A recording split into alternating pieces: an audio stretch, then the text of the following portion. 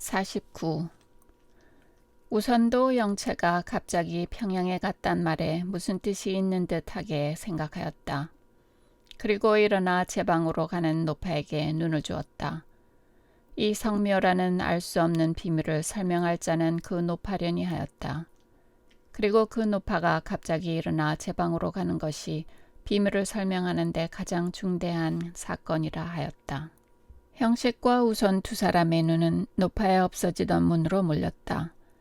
두 사람은 무슨 큰 사건이 발생하기를 기다리는 듯이 숨소리를 죽였다.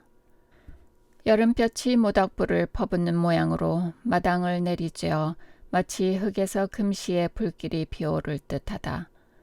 기와장의 볕이 비치어 천정으로서 단김이 확확 내려온다.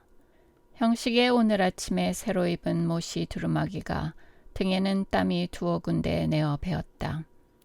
우선도 이마에 땀방울이 있었건만은 씻으려 하지도 아니하고 대패밥 모자로 붙이려 하지도 아니한다. 함룡 밑에 유리로 만든 파리통에는 네다섯 놈 파리가 빠져서 벽으로 기어오르려다가 빠지고 오르려다가는 빠지고 한다. 어디에서 얼룩 고양이 하나가 낮잠을 자다가 뛰어나오는지 영채의 방 앞에 와서 하품을 하고 기지개를 켜면서 형식과 우선을 본다.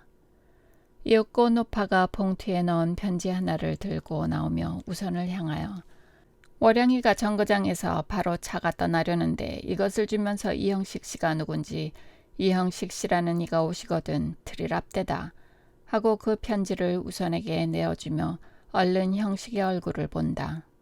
아까 정거장에서 노파가 이 편지를 받을 때에는 이형식이라는 이가 아마 월양에게 놀러 다니는 사람이려니 하고 월양이가 특별히 편지를 하리만큼 친한 사람이면 자기가 모를 리가 없겠는데 하고 의심하였었다.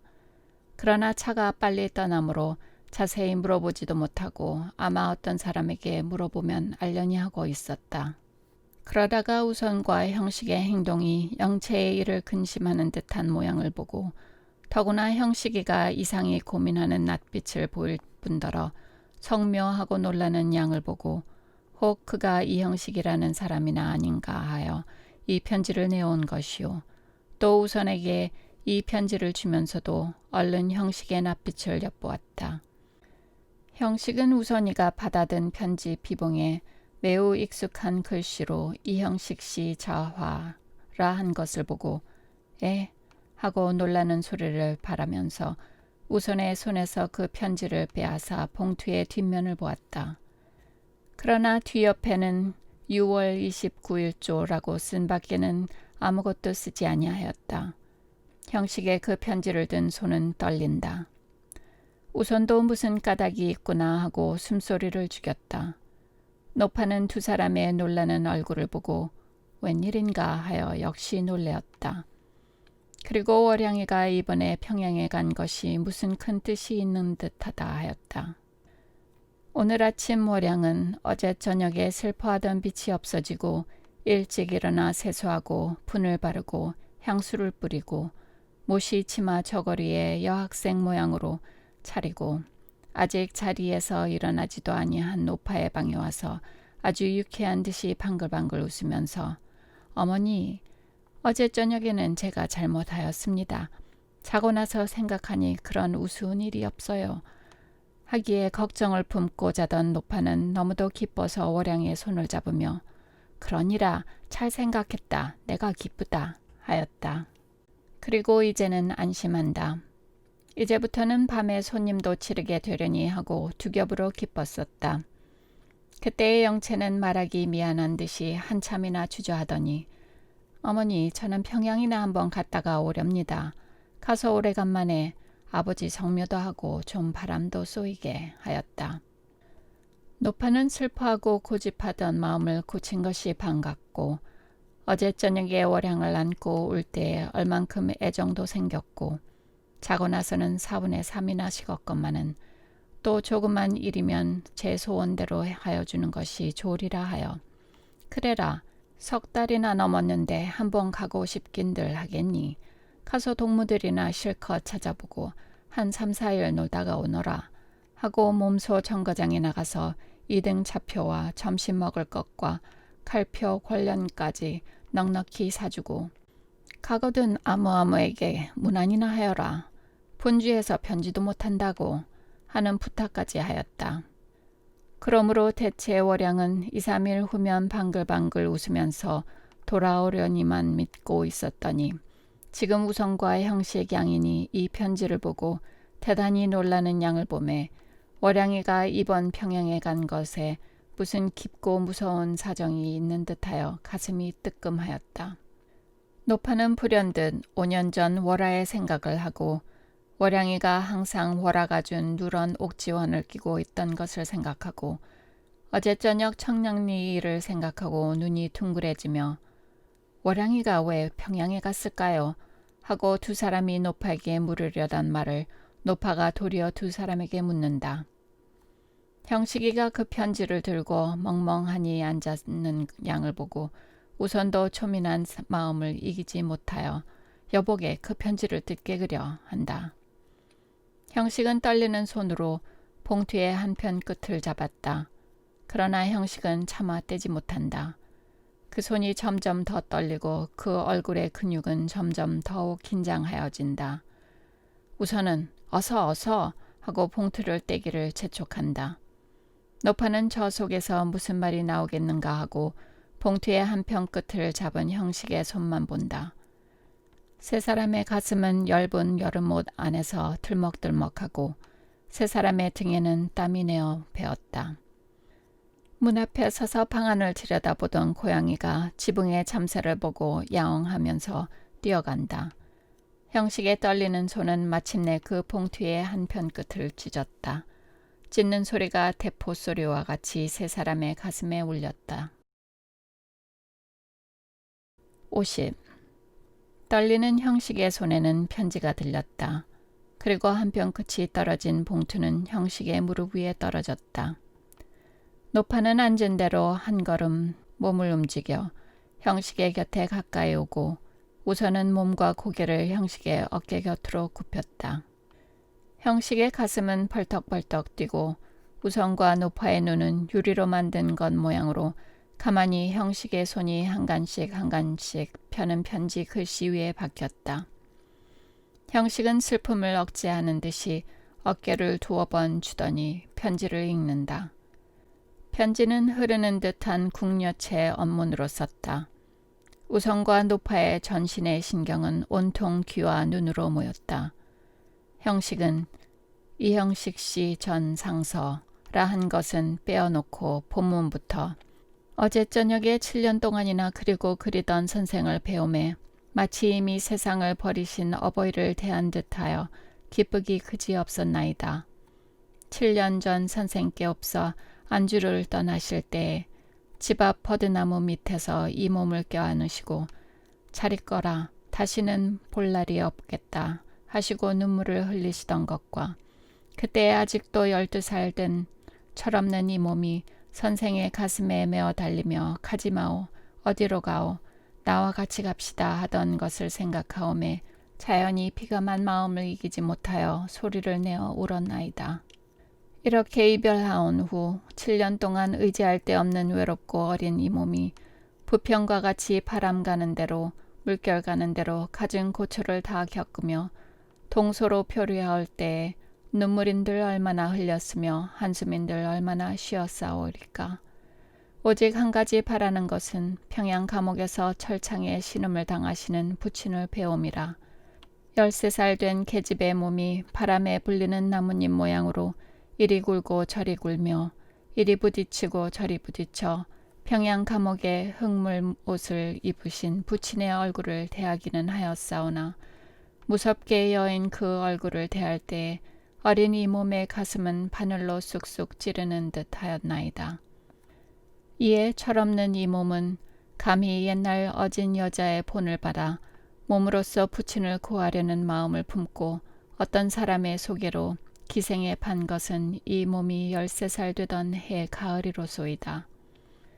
그러하오나 이 몸을 팔아 얻은 200원은 이 몸을 팔아준 사람이 가지고 도망하였으니 부모의 혈육을 팔아 얻은 돈으로 부친의 몸을 구원하지도 못하고 철창에서 신음하시는 늙으신 부친에게 맛난 음식 한 때도 받들어 드리지 못한 것이 골스에 사무치는 원한이거든. 하물며 이 몸이 기생으로 팔림을 위하여 부친과 두 형이 사온 일 내에 세상을 버리시니 슬프다. 이 무삼 편이오리까. 이 몸이 전생에 무삼죄가 중하여 어려서 부친과 두 형을 오게 가시게 하고 다시 이 몸으로 말미암아 부친과 두 형으로 하여금 원망의 피를 품고 세상을 버리시게 하나이까. 오호라. 이를 생각하오매 가슴이 터지고 골수가 저리로소이다. 이 몸이 만일 저기 어짐이 있었던들 마땅히 그때 부친의 뒤를 따랐을 것이옵마는 차없다. 완악한 이 목숨은 그래도 끊어지지 아니하고 부지하였나이다. 부친과 두 형을 여인 후 이 몸이 세상을 믿을 리가 누구오리까. 선생께서도 아시려니와 이 몸이 의지할 곳이 어디오리까. 아, 하늘뿐이로소이다. 땅에 있을 뿐이로소이다. 그리하고 세상에 있어서는 선생뿐이로소이다. 이 몸은 그로부터 선생을 위하여 살았나이다. 행여나 부평같이 사방으로 표류하는 동안에 그리고 그리던 선생을 만날 수나 있을까 하고 그것을 바라고 이슬 같은 목숨이 오늘까지 이어왔나이다. 이 몸은 옛날 성인과 선친의 가르침을 지키어 선친께서 세상에 계실 때에 이 몸을 화하신 바 선생을 위하여 구태여 이 몸의 정절을 지키어 왔나이다. 이 몸이 이 몸의 정절을 위하여 몸에 지니던 것을 여기 동봉하였나이다. 그러나 이 몸은 이미 더러웠나이다. 아, 선생이시여, 이 몸은 이미 더러웠나이다. 약하고 외로운 몸이 애써 지켜오던 정절은 자기야의 수포에 돌아가고 말았나이다. 이제는 이 몸은 천지가 허하지 못하고 신명이 허하지 못할 극흉 극악한 죄인이로소이다. 이 몸이 차식이 되어는 어버이를 해하고 자매가 되어는 형제를 해하고 아내가 되어는 정절을 깨뜨리는 대죄인이로소이다. 선생이시여, 이 몸은 가나이다. 19년의 짧은 인생을 슬픈 눈물과 더러운 죄로 지나다가 이 몸은 가나이다. 그러나 차마 이 더럽고 죄 많은 몸을 하루라도 세상에 두기 하늘이 두렵고 금수의 초목이 부끄러워 원도 많고 한도 많은 대동강의 푸른 물결에 더러운 이 몸을 던져 양양한 물결로 하여금 더러운 이 몸을 씻게 하고 무정한 어별로 하여금 죄 많은 이 살을 뜯게 하려 하나이다. 선생이시여, 이 세상에서 다시 선생의 인자하신 얼굴을 대하였으니 그만하여도 하늘에 사무친 원한은 푼 것이라 하나이다. 후일 대동강상에서 선생의 옷에 뿌리는 굳은 비를 보시거든 박명한 죄인 박영채의 눈물인가 하소서. 이 편지를 마치고 붓을 때릴째 뜨거운 눈물이 앞을 가리나이다. 오호라, 선생이시여, 부디 내내 안녕하시고 국가의 동량이 되셔지이다. 하고는 떨리는 붓으로 세차 병진 6월 29일 오전 2시에 죄인 박영채 읍혈 100배라 하였다. 차차 더 떨던 형식의 손은 그만 편지를 무릎 위에 떨어뜨렸다.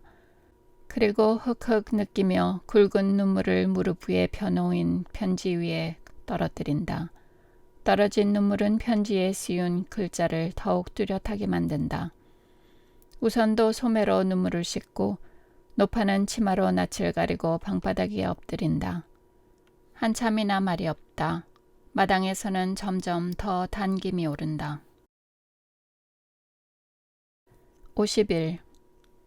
형식은 소매로 눈물을 씻고 무릎 위에 놓인 눈물에 젖은 영채의 편지를 눈이 가는 대로 여기저기 다시 보았다. 그러나 형식의 눈에는 그 편지의 글자가 자세히 보이지 않는 듯하였다.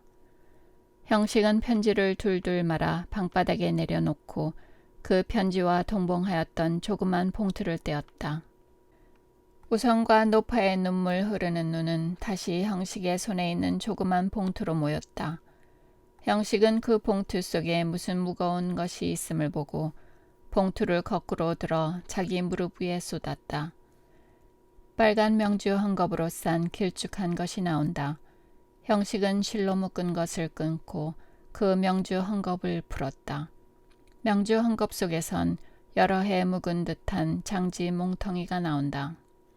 형식은 그 뭉텅이를 들고 무엇을 잠깐 생각하는 듯 하더니 다시 그 장지 뭉텅이를 폈다. 형식은 응? 하고 놀라는 소리를 바란다. 우성과 노파의 눈은 그 뭉텅이로부터 형식의 얼굴로 옮겼다. 그리고 형식의 뚝 부릅뜬 눈에는 새 눈물이 고임을 보겠다. 우성과 노파의 눈은 다시 형식의 떨리는 손에 든 장지 조각으로 옮겼다. 그 장지 조각에는 기억 니은 디귿과 가나다를 썼다. 아이들이 처음 언문을 배울 때 써가지는 것이었다. 그 글씨는 어리었었다. 형식은 체면도 보지 아니하고 그 장지 조각에 이마를 비비며 소리를 내어 운다. 우성과 노파는 웬일인지 모르고 형식의 들먹들먹하는 행동만 본다. 형식은 안타까운 듯이 그 종이에다 얼굴을 비비며 더욱 우는 소리를 높인다. 우선도 눈에 새로운 눈물이 들면서도 형식은 어린애로다 하였다. 형식은 10여 년 전 생각을 한다. 형식이가 처음 박진사의 집에 갔을 때에는 영채의 나이가 8살이었다. 그때의 영채는 천자문과 동몽선습과 계몽편과 무제시를 읽었었다. 그러나 아직도 국문을 배우지 못하였었다. 한 번은 박진사가 국문을 배워야지 하면서 좋은 장지에 가나다를 써주었다. 그러나 어린 영채는 밖에 가지고 나가 놀다가 어디서 그 종이를 잃어버렸다. 이에 영채는 아버지의 꾸중이 두려워 눈에 눈물이 그렁그렁하여서 그때 13살 된 형식이에게 몰래 청하였다. 그때는 아직 형식과 영채가 말을 하지 아니하던 때라 영채는 부끄러운 듯이 반쯤 외면하고 주먹으로 눈물을 씻으면서 저 언문 써주셔요 하였다. 이 말을 할 때에 영채의 얼굴과 태도는 형식의 눈에 더할 수 없이 아름다웠다. 참 어여쁜 계집애로다 하고 형식도 부끄러운 생각이 나면서 네, 내일 아침에 써드리지요 하고 올이나 되는 종이장수집에 몸소 가서 장지를 사다가 이 종이가 그 종이다. 있는 정성을 다 들이고 있는 힘을 다하여 넉 장이나 써버리고 이것을 썼다. 그것을 써서 책 사이에 끼워두고 어서 아침이 왔으면 하고 잠을 이루지 못했다. 저 언문 써서 주셔요 하고 모로 서서 주먹으로 눈물 씻는 영채의 모양이 13살 되었던 형식의 가슴 속에 깊이 깊이 박혔었다. 그 이튿날 아침에 형식은 더욱 양치와 세수를 잘하고 두루마기를 바르게 입고 그 종이를 이 종이로다 접어 품에 품고 대문에 서서 영채가 나오기를 기다리던 생각은 마치 사랑하는 남자가 사람 없는 곳에서 그 사랑하는 처녀를 기다리는 생각과 같았다. 이윽고 영채도 누가 보기를 꺼리는 듯이 사방을 돌아보며 가만가만 나오다가 형식의 곁에 와서는 너무 기쁜 듯이 얼굴이 빨개지며 형식의 허리를 꼭 끌어안았다. 형식은 자기 가슴에 스치는 영채의 머리를 살짝 만졌다. 지금 세수를 하였는지 머리에는 물이 묻었었다. 그리고는 품속에서 그 종이를 내어 영채에게 주었다. 그 종이는 형식의 가슴의 체온으로 따뜻하였다. 영채도 그 종이의 따뜻함을 깨달았는지 한 걸음 물러서서 가만히 형식의 눈을 보더니 낯이 빨개지며 뛰어들어갔다. 이것이 그 종이로구나 하고 형식은 고개를 들어 다시금 그 종이와 글자를 보았다. 그 글자가 제가끔 지나간 이야기를 하는 듯이 안주에서 지나던 일과 자기의 그 후에 지나던 일과 영채의 이야기와 편지와 자기의 상상으로 본 영채의 일생이 번개 모양으로 형식의 머리로 지나간다. 형식은 한 번 더 입술을 물고 이것은 부지불식간에 영채에게 배운 것. 그 종이를 끝까지 폈다.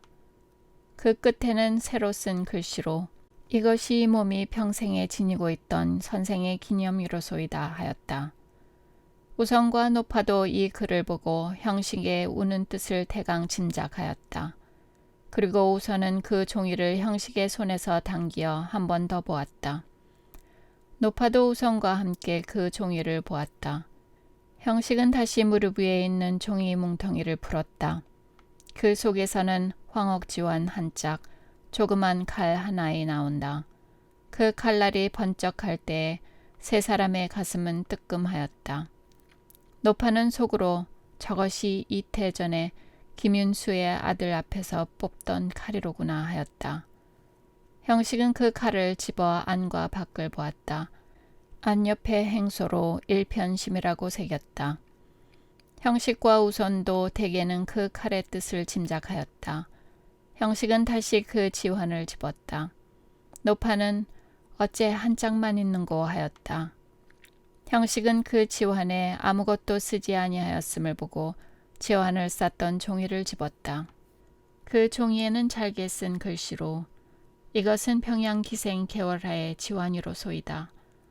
개월화가 어떤 사람인가 아시려거든 아무러한 평양 사람에게나 물으소서.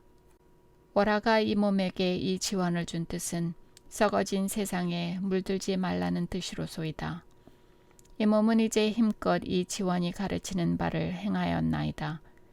장차 이 지환을 대동강에서 원혼이 된 월화에게 돌려보내려니와 이 한 짝을 선생께 드림이 또한 무슨 뜻이 있는가 하나이다. 하고 아까 편지의 모양으로 연월 일시 죄인 박영채 읍혈백배라 하였다.